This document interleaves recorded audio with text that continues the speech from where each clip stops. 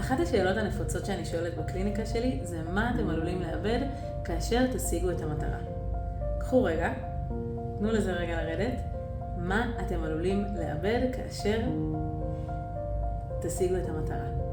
עכשיו, למה צריך רגע להקל את המשפט הזה? כי על פניו התגובה האוטומטית תהיה, מה זאת אומרת? מה יש לי לאבד? אני רק אנצח, אני רק ארוויח, יש לי מפה רק לעלות, נכון?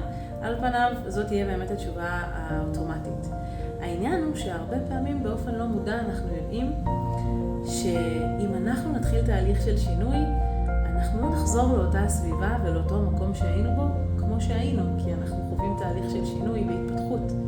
והרבה פעמים מה שמפחיד זה המחשבה הזאת של מה יהיה אם אני אצטרך לוותר על משהו, מה יהיה אם אני אצטרך לשנות משהו, שאני לא בטוח כרגע במקום שבו אני נמצא, שיש לי את הכוחות והיכולות להתמודד עם השינויים האלה.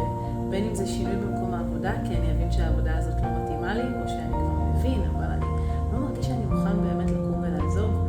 בין אם זה לימודים שחשבתי שנכונים לי והם לא, ובין אם זה במערכות יחסים מול חברים, או מול בני או בנות זוג, שאנחנו יודעים שמשהו שם לא מדויק, אנחנו קשה לנו להגיד אפילו מה לפעמים, אבל משהו מרגיש לנו שיכול מאוד להיות שאנחנו נאבד את אחד מהדברים האלה, ויהיה לנו מאוד קשה בחוויה שלנו, קשה לנו אפילו לדמיין או עד בלתי אפשרי לחיות בלי הדבר. וזאת הסיבה שהרבה אנשים יודעים שהם צריכים להתחיל טיפול ושהם סובלים, אבל עדיין הפחד הזה כל כך משתק אותם ומשאיר אותם